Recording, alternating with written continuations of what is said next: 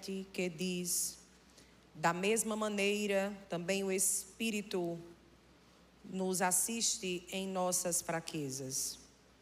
Porque não sabemos orar como convém, mas o próprio Espírito intercede por nós com gemidos inexprimíveis. E aquele que sonda os corações sabe qual é a mente do Espírito, porque intercede pelos santos de acordo com a vontade de Deus. Amém. Tome seu assento em nome de Jesus. Querida igreja, eu quero louvar a Deus pela oportunidade de estar aqui com vocês nesse domingo pela manhã. Ontem estivemos aqui no evento de mulheres abençoado. Como fomos todos nós ministrados, as famílias que estavam aqui à noite, as mulheres que estavam aqui durante todo o dia. Que Deus continue sendo presença nessa casa, em nome de Jesus.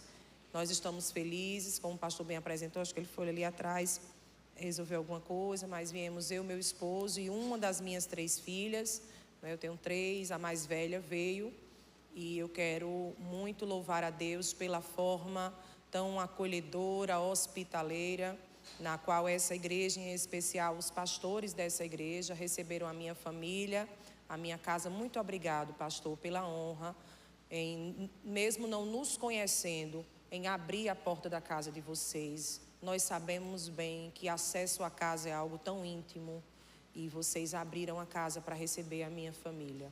Irmãos, a minha filha estava ou está em um propósito de 1 ano e meio orando, pedindo ao Senhor para poder vir a primeira vez à América. E isso aconteceu justamente na vinda para essa igreja. E eu sei que isso não foi por acaso.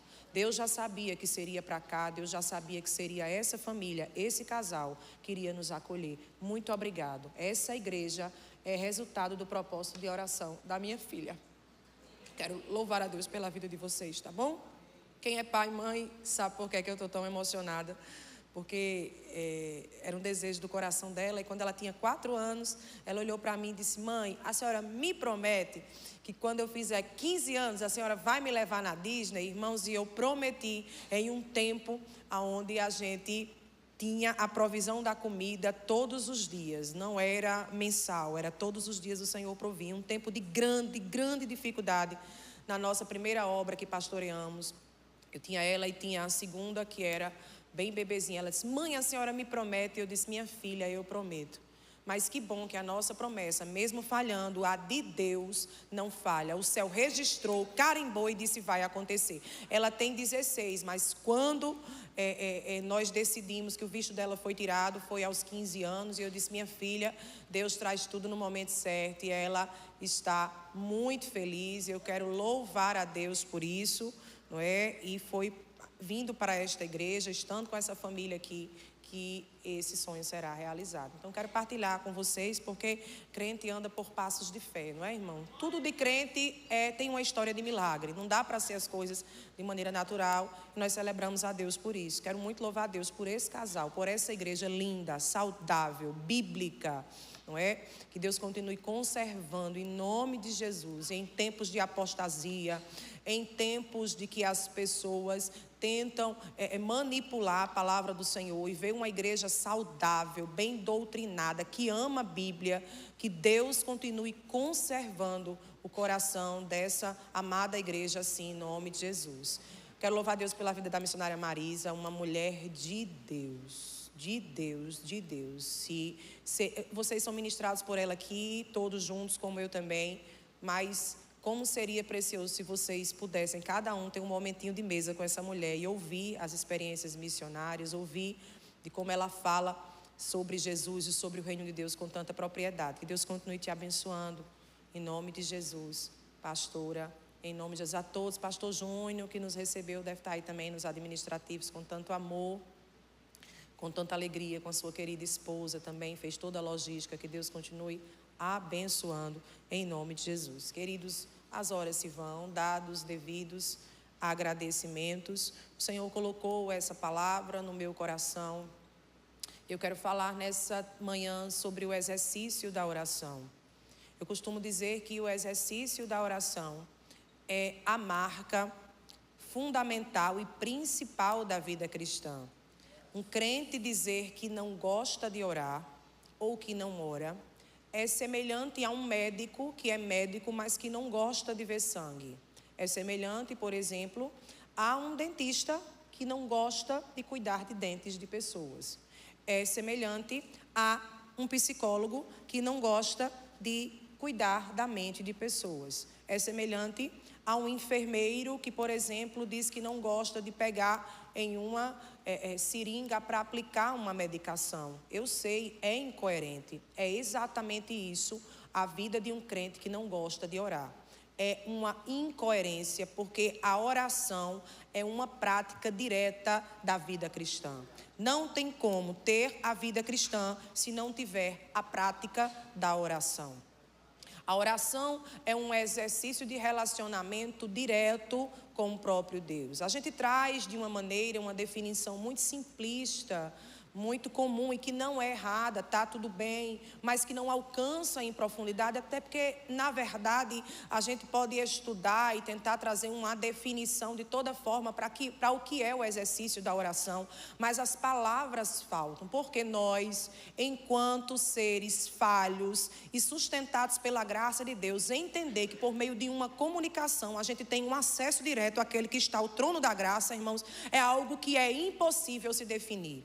É algo que ultrapassa a definição humana, entender que a gente tão falho consegue falar, ter um acesso direto àquele que rege todo o universo. Isso é algo inexplicável que qualquer definição não alcança. Mas em definição simplista, a gente consegue dizer que oração é falar com Deus. Sim, oração também é falar com Deus, de fato. A gente fala com Ele, a gente entrega a Ele. O texto que nós lemos aqui está na carta que Paulo escreveu aos Romanos. Pregar sempre é muito desafiador, porque é um exercício de dependência. Pregar nas cartas paulinas é 2 vezes mais desafiador.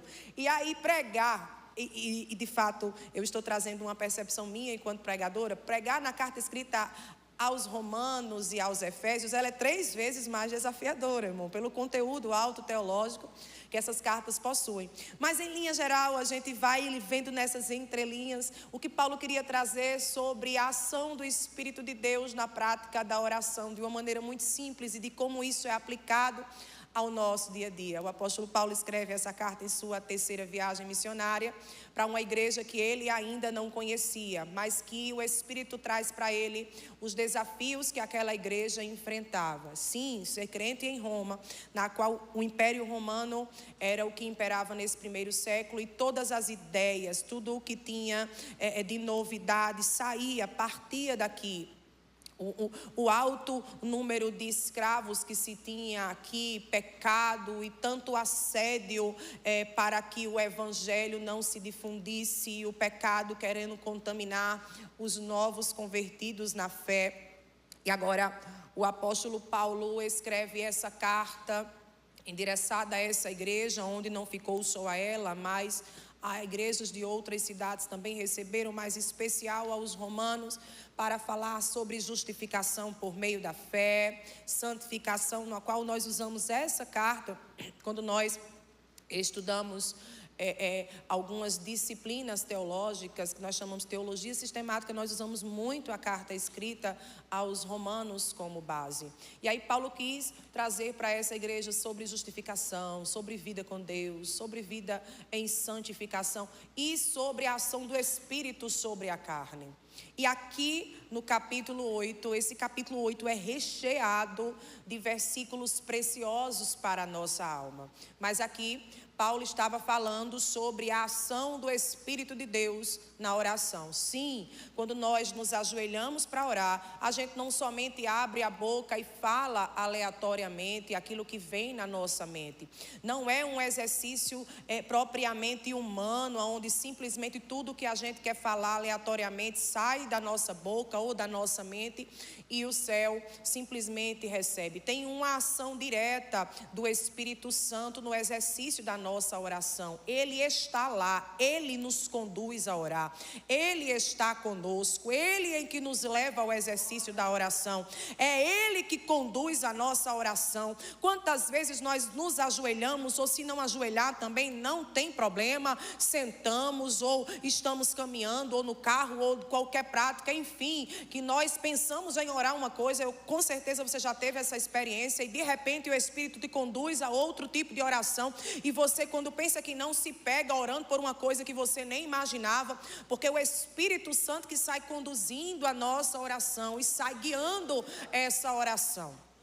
Há uma ação do Espírito Santo. Aqui, quando Paulo fala da mesma maneira, Paulo está se referindo ao que foi falado anteriormente. Eu não vou entrar em detalhes, mas Paulo estava falando aqui, fala do gemido do Espírito, mas anteriormente Paulo está falando sobre dois gemidos: o gemido dos santos que esperam ansiosamente a redenção e o gemido da criação, que foi toda corrompida por conta do pecado, que nós chamamos de depravação total. A criação toda corrompida também geme ansiosamente, semelhante a dores de parto, esperando que Cristo volte para que a criação também seja restaurada. E aí, se referindo a esses dois gemidos, agora, no terceiro gemido, Paulo está falando do gemido do Espírito Santo em favor da ação da igreja. Agora é o gemido do Espírito ao nosso favor. E ele fala da mesma maneira, se referindo ao que foi dito anteriormente, também o Espírito nos ajuda nas nossas fraquezas. Eu quero falar sobre a primeira ação do Espírito na nossa oração. Ele nos ajuda, ou em algumas versões diz, nos assiste nas nossas fraquezas. Essa primeira ação do Espírito. E a ideia que a gente tem, irmãos, quando no nosso entendimento de assistir ou ajudar, o assistir traz uma ideia de estar vendo, de estar enquanto telespectador, de estar ali olhando, observando. A ideia de ajudar é ser suporte para. Quando eu ajudo, eu sou suporte para algo, mas o sacrifício maior é da pessoa que está sendo ajudada, não é? Então, se eu pego esse púlpito, ele vai estar pesado, alguém vai me ajudar, mas a ação direta do peso maior foi minha, o outro só vem ser suporte. É assim ou não é? Você me entende? Não é assim? Se alguém vai organizar as cadeiras e está ali, aí o outro vem para ajudar, mas o trabalho principal foi da primeira pessoa. É assim que a gente entende. Mas o sentido original aqui, quando a gente entende a tradução original, que é a tradução grega, o sentido original aqui não é uma ideia de uma ajuda como o Espírito Santo sendo um coadjuvante do nosso sofrimento, um coadjuvante das nossas fraquezas. Primeiro, que ele está aqui como aquele que é direto e aquele que conduz a oração. Então a oração, o desejo de orar já começa impelido pelo Espírito. Nós, quando dizemos assim, vou orar, não é quando a gente começa a orar que o Espírito chega, porque o Espírito já mora em nós. Na verdade, quando a gente diz eu vou orar, essa ação de eu vou orar já é o Espírito que nos conduz a orar. Então ele chega primeiro. Quando a Bíblia se refere a essa ajuda, não é que a gente chega primeiro e ele chega depois. O Espírito sempre chega primeiro em qualquer situação. E o sentido de ajudar aqui, o sentido original, irmãos, de ajudar, não traz uma ideia de um Espírito Santo de ver a gente cansado, de ver a gente sobrecarregado e chegar e simplesmente ir lá nos ajudar como uma segunda pessoa em ajuda. A ideia, a palavra empregada aqui no sentido original dessa ajuda, traz uma ideia de suporte inteiro. Eu queria muito que alguém me ajudasse. Você vem aqui, linda, por favor. Sobe aqui. A ideia empregada aqui no sentido original, de o Espírito nos ajuda nas nossas fraquezas. Não é uma ideia de alguém que está em um exercício e o Espírito chega depois. É uma ideia de alguém que é conduzido à oração, porque o Espírito o atrai para isso.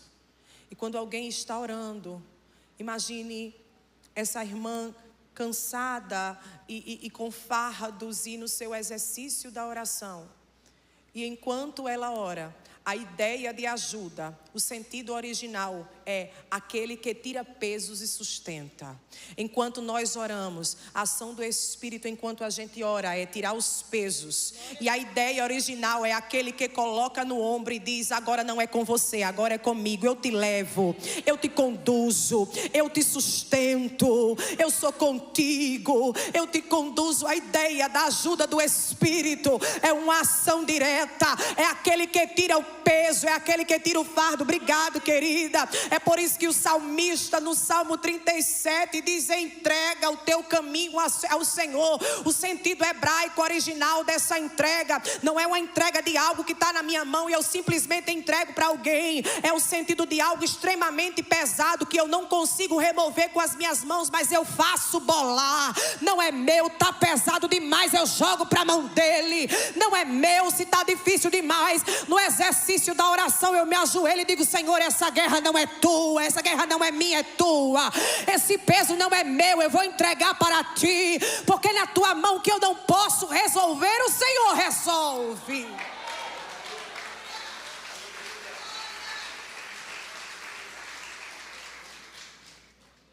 Irmãos, o lugar da oração pode ser um lugar de refúgio, pode ser um lugar de gratidão, pode ser um lugar de briga com Deus. Quantas vezes em oração a gente briga, a gente chama Jesus. Irmão, Jesus nos ama, é misericordioso e a sua graça está conosco. Porque tem hora que a gente ora e depois assim: meu Deus, eu não sei nem como é que eu disse isso para Deus.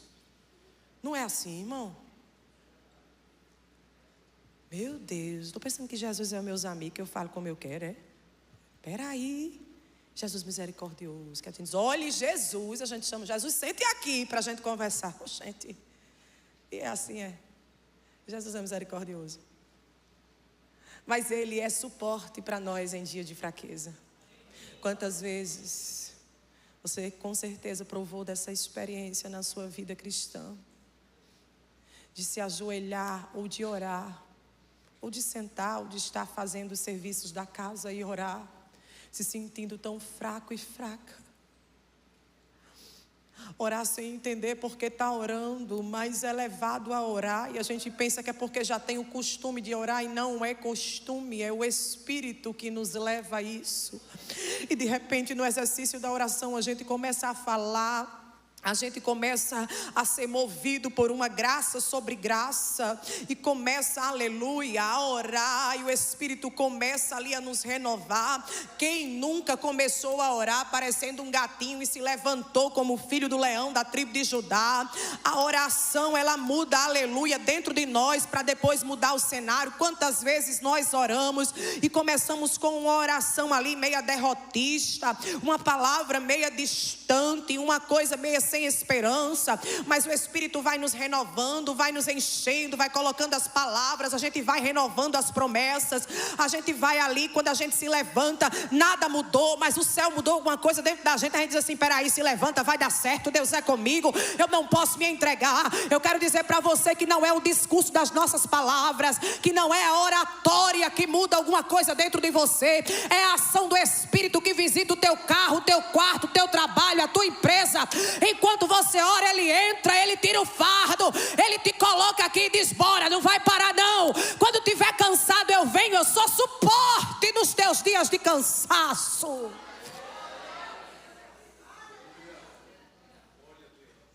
Ele nos ajuda, Ele nos assiste, Ele arranca de nós o peso. Seríamos mais equilibrados, seríamos menos estressados, menos ansiosos. E quando eu me refiro à ansiedade, por favor, não traga o sentido de um transtorno de ansiedade, que é uma patologia. Eu estou falando sobre a emoção natural na qual a Bíblia se refere. Seríamos menos ansiosos, menos estressados, teríamos um relacionamento melhor, não só com Deus, mas nas nossas relações interpessoais, se nós orássemos mais. A oração nos educa, porque a forma de como nós nos relacionamos com Deus muda a forma de como nós nos relacionamos com pessoas. Aleluia. Bendito seja Deus. Essa é uma palavra ao nosso coração nessa manhã, para avivar dentro do nosso coração o exercício da oração. Porque tem se perdido ao longo do tempo, irmãos. Estou falando da minha igreja lá em João Pessoa, que nós temos pessoas de oração lá. Nós temos uma equipe de oração. Oração é marca também da nossa igreja. De manhã, na terça-feira, 6 da manhã, as irmãs estão lá orando. Tem uma equipe orando. No domingo de manhã tem uma equipe orando. Tem um povo que gosta de orar, mas também tem 3 vezes mais que não gosta. E aí começa o culto, pastor, e as irmãs vamos orar. E começa uma oração boa, aquela oração gostosa para iniciar o culto. Quando a gente vai olhar, irmão, parece que a igreja é uma praça. Está o povo sentado, conversando, saindo. Eu vou beber uma água. Eu digo, está faltando só a pipoca, porque está parecendo que está aqui só assistindo. Eu digo, peraí, é um piquenique? Porque enquanto tem um ali, ou alguns ali veemente orando, tem alguns que estão esperando. É como se o culto não tivesse começado ainda.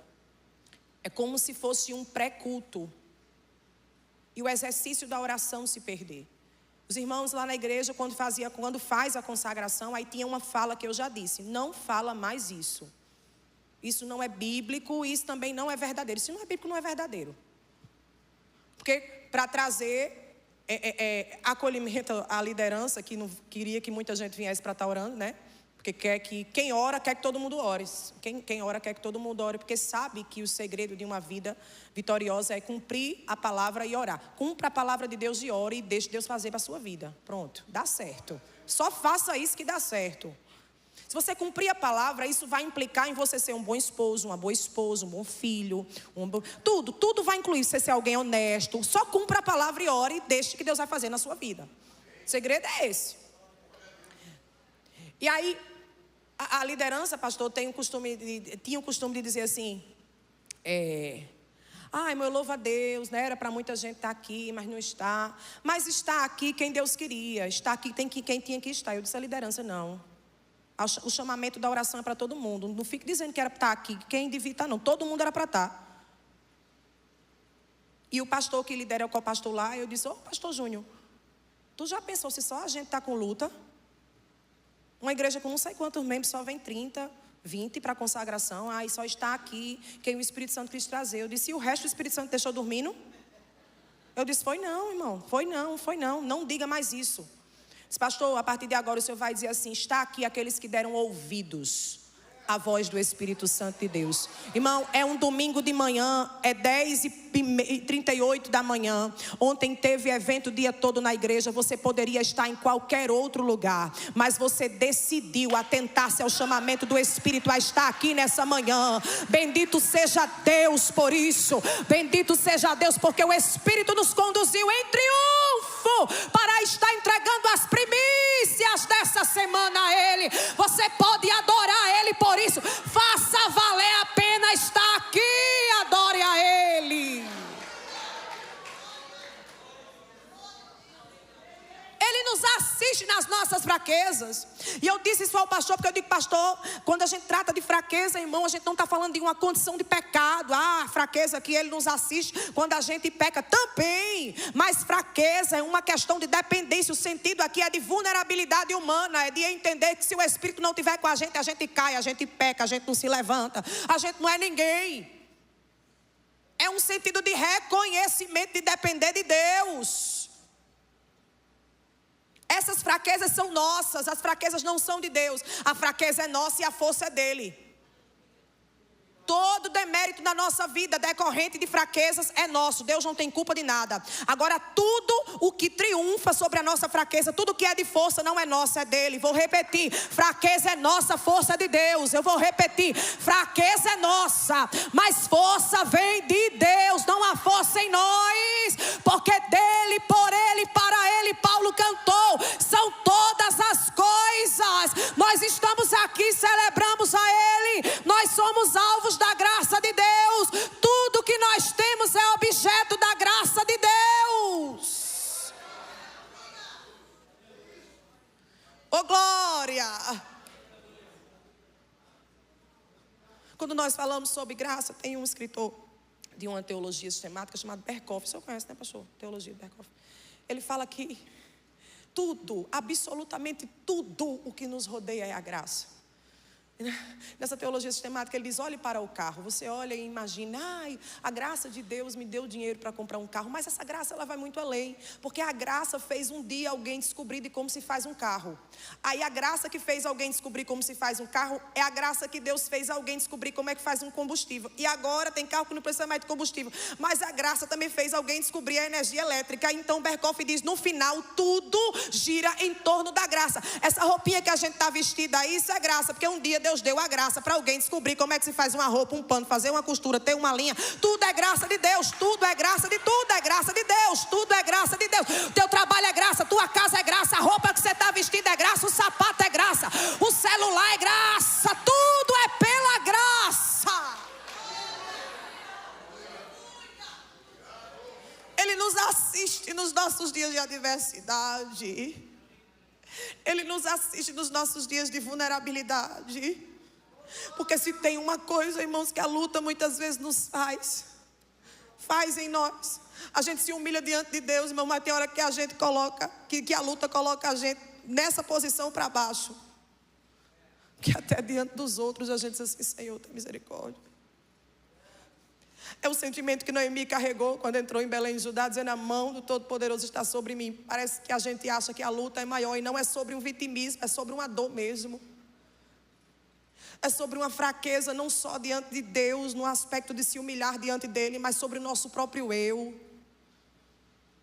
De vir as nossas crenças, de vir os nossos complexos, de se resgatar as nossas limitações. A gente diz assim: meu Deus, eu sou fracassado mesmo, eu sou uma fracassada mesmo. Olha o que essa luta está fazendo comigo. Ixi, parece que nada na minha vida prospera. Olha como eu não sou verdadeiramente amado. Olha como eu sou uma pessoa difícil. E aí muitas vezes essas lutas vai resgatando coisas perdidas e que não merecem ser restauradas dentro de nós. E é exatamente nesses dias que o Espírito Santo nos resgata desse lamaçal que muitas vezes o diabo quer nos colocar, quer nos limitar. E ele vai lá, nos resgata e diz: bora, tem fraqueza aí, mas eu sou a tua força, eu sou o teu ânimo, eu sou contigo, eu sou tua bandeira, eu sou teu baluarte. Porque não sabemos orar como convém. Segundo a ação do Espírito, Ele é aquele que nos ajuda nas nossas fraquezas, mas Ele também conduz a nossa oração.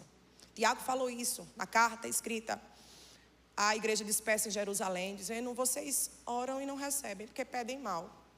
Ô, carta boa, aquela carta de Tiago, não é, pastor? É boa demais.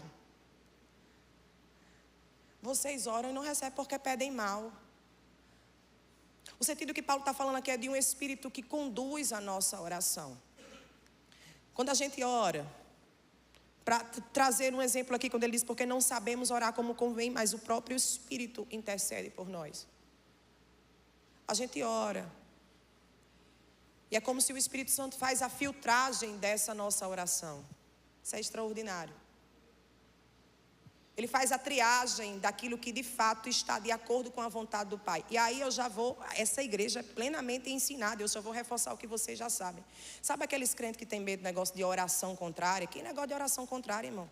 Primeiro porque contrário nem é oração, é qualquer outro nome que eu não vou dizer aqui. Oração contrária, não bote oração, que é um negócio tão organizado, tão sério, tão divino.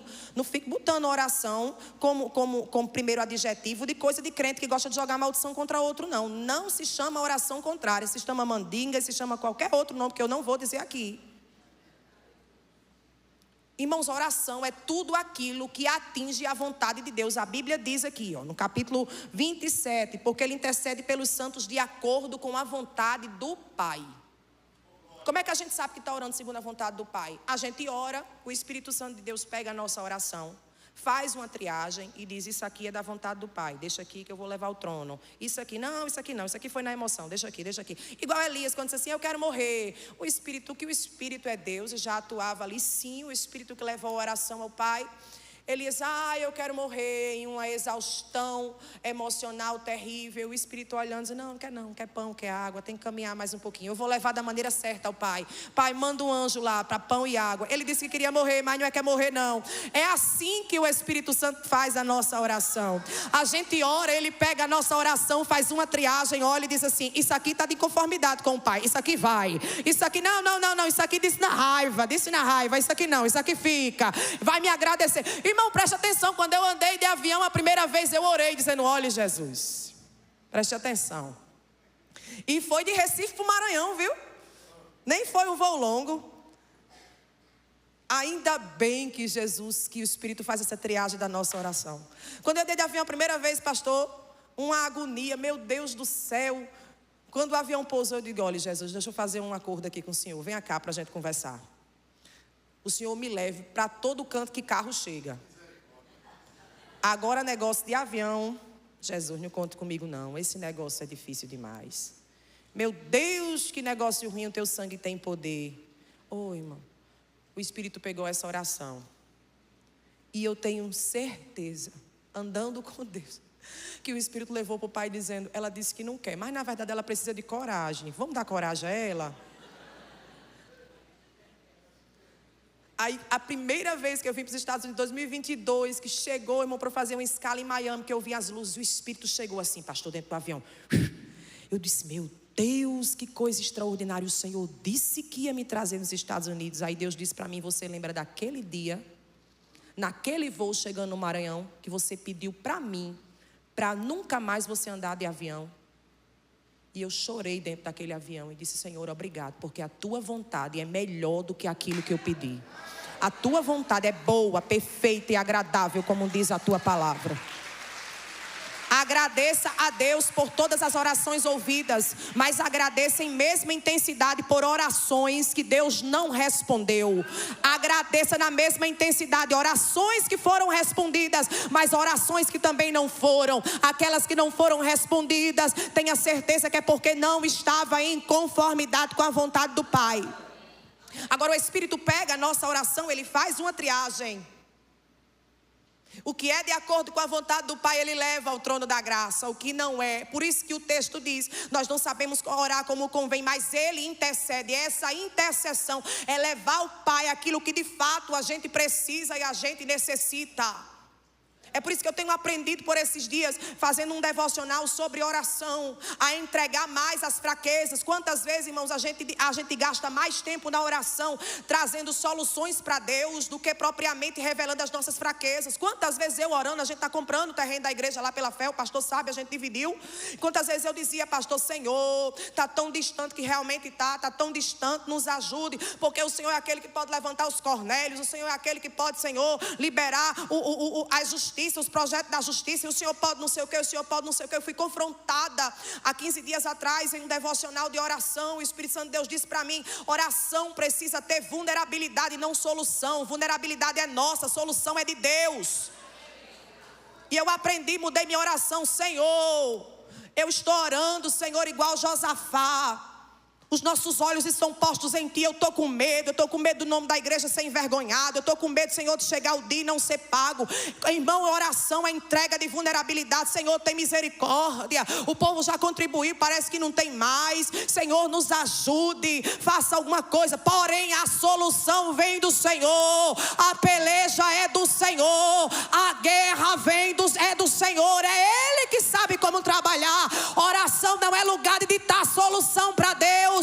Oração é lugar de entregar vulnerabilidade. A solução vem dele. Já vou terminar, o louvor pode subir aqui. Eu sinto tanta graça de Deus aqui, irmão. Bendito seja Deus, oh glória, oh glória. Ele faz a triagem da nossa oração, então não se preocupe, vai chegar ao trono da graça bem alinhadinho. Entregue as suas vulnerabilidades para Deus, abra o seu coração, que Ele vai fazer a triagem do processo e vai chegar diante do Pai da maneira que tem que chegar. Porque Ele intercede por nós, mas não é qualquer intercessão. Eu já vou terminar. Ele intercede por nós com gemidos inexprimíveis. Irmão, essa palavra inexprimível, ela foi aplicada, a palavra grega usada para esse termo inexprimível, ela foi aplicada só aqui nesse versículo 26 de Romanos 8. Não tem nada. Tem algum termo parecido, mas esse termo que traz esse sentido de inexprimível está só aqui, trazendo a forma de como o Espírito intercede por nós como única. Ninguém pede por nós como o Espírito Santo, que é Deus. O Filho está à direita do Pai, intercede por nós na obra salvífica, mas o Espírito é aquele que mora conosco e intercede sobre as nossas necessidades diárias. Esse sentido de gemidos inexprimíveis, essa palavra inexprimível, ela traz uma ideia de um gemido, de um discurso, de uma petição extrema ao Pai, impossível de ser decifrada. Impossível de ser decifrada. Nós não estamos falando de um dialeto, por exemplo, que a Trindade tenha. Não é sobre isso. E esse gemido inexprimível também não traz uma ideia direta de uma linguagem, mas de uma ação, ou de... Enfim, nós não conseguimos entrar em exatidão, mas de uma conversa, de uma forma de como a Trindade, o Pai, o Filho e o Espírito se reúnem para conversar sobre as nossas causas. Olha para mim, eu já estou terminando. Quando você ora, você é assunto no céu.